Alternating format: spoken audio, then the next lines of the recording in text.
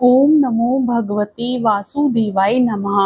निर्जला एकादशी का व्रत 6 जून और 7 जून 2025 को है। इस दिन रवि योग में पूजा करें और निर्जला एकादशी की व्रत कथा सुनें। आइए जानते हैं निर्जला एकादशी की व्रत कथा, शुभ मुहूर्त और पारण समय के बारे में। निर्जला एकादशी का व्रत 6 जून दिन शुक्रवार को रखा जाएगा।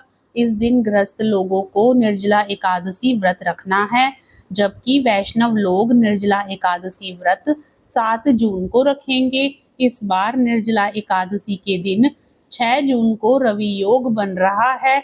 यह योग 1 घंटे 11 मिनट तक बना रहेगा। यह सुबह 5:23 से 6:34 तक रहेगा। इस समय में निर्जला एकादशी की पूजा कर सकते हैं। यह शुभ फलदायी होगा। निर्जला एकादशी के दिन बिना अन्न और जल के व्रत रखें और दिन भर हरि का स्मरण करें। विधि विधान से भगवान विष्णु की पूजा करें और निर्जला एकादशी व्रत कथा सुने। इस व्रत को करने से आपके सभी पाप मिट जाएंगे और स्वर्ग की प्राप्ति होगी। इस व्रत को भीमसेन ने भी किया था, इसलिए यह भीमसेनी एकादशी कहलाती है। इस व्रत का पूरे साल तक इंतजार रहता है। आइए सुनते हैं निर्जला एकादशी की व्रत कथा और साथ ही जानेंगे शुभ मुहूर्त और पारण समय के बारे में। पौराणिक कथा के अनुसार एक बार भीमसेन को इस बात की चिंता हुई कि उनके सभी भाई और माता कुंती दान पुण्य व्रत आदि करते हैं, लेकिन वे व्रत नहीं कर पाते हैं। ऐसे में उनको जीवन के अंत में मोक्ष कैसे मिलेगा? इस चिंता के समाधान के लिए वे वेद व्यास जी से मिले। उन्होंने वेद व्यास से कहा कि उनके सभी भाई और माता व्रत करती हैं, लेकिन वे व्रत नहीं कर पाते हैं। व्रत रखने में सबसे बड़ी समस्या यह है कि वे बिना भोजन के नहीं रह सकते हैं। तब वेद व्यास जी ने भीमसेन से कहा कि यदि तुम स्वर्ग को अच्छा और नरक को बुरा जानते हो, तो तुमको प्रत्येक माह की दोनों एकादशी का व्रत रखना होगा। उस दिन अन्न का सेवन नहीं करना होगा। इस पर भीमसेन ने कहा कि वे भूख बर्दाश्त नहीं कर सकते हैं। उनके पेट में व्रक नामक आग है, जो भोजन करने से ही शांत होती है। इस वजह से उनको बार बार भोजन करना पड़ता है। इस वजह से वह व्रत नहीं रह सकते हैं। उन्होंने वेद व्यास जी से निवेदन किया कि आप कोई एक ऐसा व्रत बताएं जिससे पूरे साल में केवल एक बार ही करना हो और उसके पुण्य प्रभाव से पाप मिट जाएं, जीवन के अंत में स्वर्ग की प्राप्ति हो। इस पर वेद व्यास जी ने कहा कि हर माह में 2 एकादशी व्रत होते हैं। जो व्यक्ति साल की सभी एकादशी व्रत विधि पूर्वक करता है, उसे हरि कृपा से मोक्ष की प्राप्ति होती है और वह जीवन और मरण के चक्र से मुक्त हो जाता है। वेद व्यास जी की बातों को सुनकर भीमसेन परेशान हो गए कि उनको भी 24 एकादशी व्रत करने होंगे। वे बिना भोजन के नहीं रह सकते हैं, तो क्या उनको पाप से मुक्ति नहीं मिलेगी? उन्होंने वेद व्यास जी से पूछा कि वे मोक्ष कैसे प्राप्त कर सकते हैं। वे सभी एकादशी व्रत करने में सक्षम नहीं हैं। आप कोई एक ऐसा व्रत बताएं जो साल भर में एक बार हो और उसे करने से मोक्ष मिल जाए। तब वेद व्यास जी ने कहा कि साल में केवल एक व्रत है जो ज्येष्ठ शुक्ल एकादशी तिथि को पड़ता है, उसे निर्जला एकादशी कहते हैं। इस व्रत में जल और अन्न का त्याग कर देते हैं। यदि व्रत के समय कोई गलती से जल ग्रहण करता है तो उसका व्रत टूट जाता है। इस एकादशी व्रत में सूर्योदय से लेकर द्वादशी के सूर्योदय तक उपवास रखना होता है। द्वादशी को दान पुण्य करने के बाद व्रत का पारण करना होता है।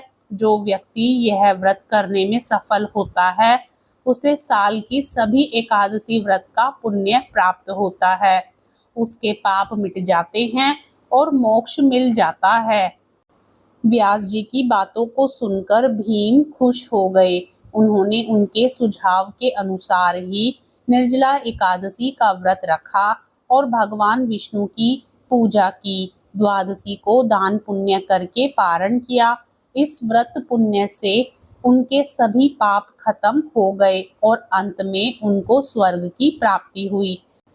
निर्जला एकादशी की तिथि प्रारंभ 6 जून दिन शुक्रवार को सुबह 2:15 से, निर्जला एकादशी तिथि का समापन 7 जून दिन शनिवार को सुबह 4:47 पर होगा। इस दिन ब्रह्म मुहूर्त होगा सुबह 4:02 से सुबह 4:42 तक। अभिजीत मुहूर्त सुबह 11:52 से 12:48 तक। विजय मुहूर्त दोपहर 2:39 से 3:35 तक। रवि योग सुबह 5:23 से सुबह 6:34 तक होगा।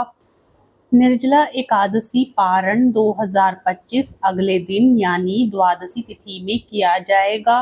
निर्जला एकादशी का पारण व्रत का सबसे महत्वपूर्ण चरण होता है। पारण का अर्थ है व्रत का विधिवत समापन यानी उपवास समाप्त करना। एकादशी व्रत का पारण द्वादशी तिथि में उचित समय पर शुभता और श्रद्धा के साथ किया जाना चाहिए, तभी व्रत पूर्ण फलदायी होता है।